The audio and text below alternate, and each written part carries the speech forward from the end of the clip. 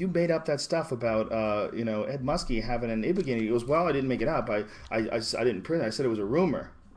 And he goes, and it was a rumor, and I started it in Milwaukee.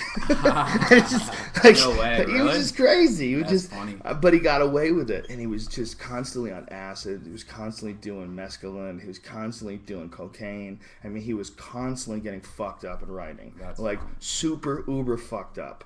Is there a You book know? or a movie that you would recommend about all this? Yeah, well, I didn't even get into him until I watched the documentary Gonzo. Gonzo? You know, I'd liked the movie Fear and Loathing in Las Vegas, and I'd seen him on talk shows before, and I always knew that he was this kind of crazy guy. There was this, older dude who was really nutty, liked to shoot guns, and, looked like, your friend's dad, but he was fucking completely psychotic.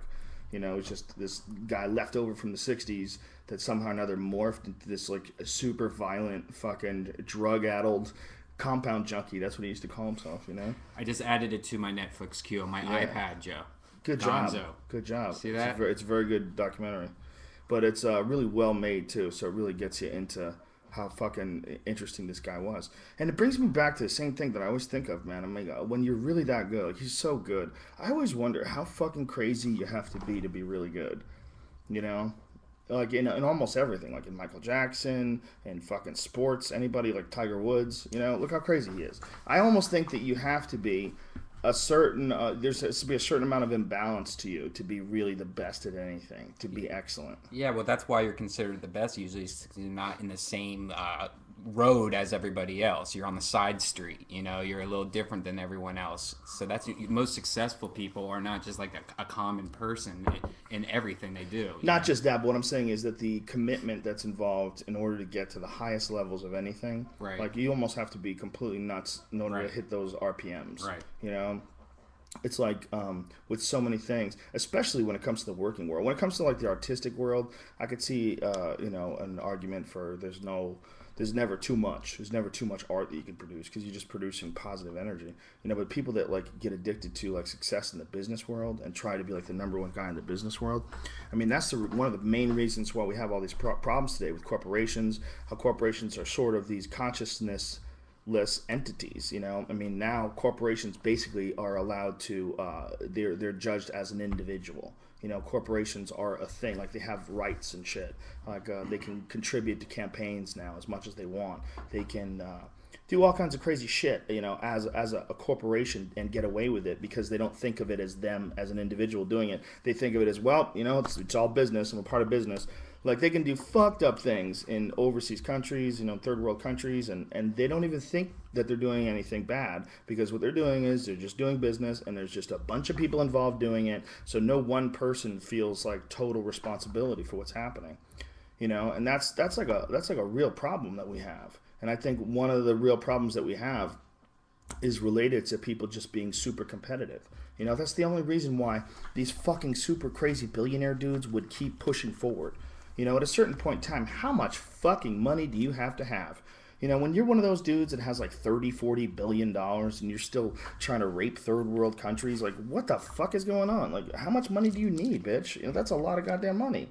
What is that? Why would they not be able to recognize that there's something wrong there? Well, they're crazy. That's what it is. To get at the highest levels of anything, whether it's golf or whether it's fucking, whatever the fuck it is, to get at the highest levels of anything, you got to be a little nutty, man. Whether it's sports, whether it's singing, whether it's performing, writing, I think, to really achieve those crazy great highs, like, you almost have to like lose your connection to everybody else or lose control of your connection. Right.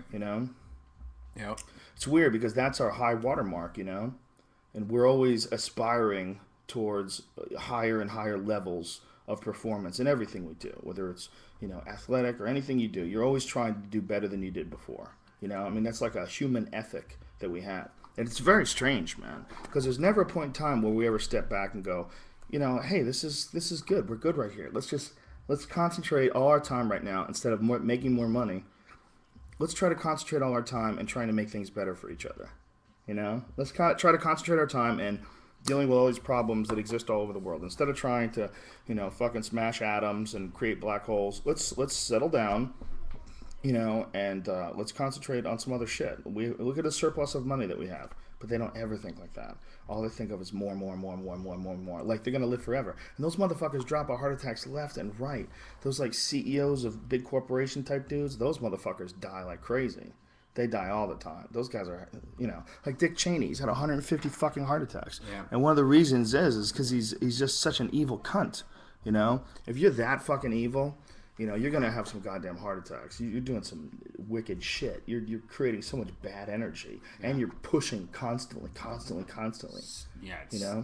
What kind of balls do you have to be the fucking CEO of a corporation like Halliburton, and then go from that to being the vice president of the United States, and then go from that to signing billion-dollar agreements with Halliburton where billions, literally billions of dollars were lost. Like they don't know where it went. Billions in corruption. They have no idea where, like, all kinds of money went.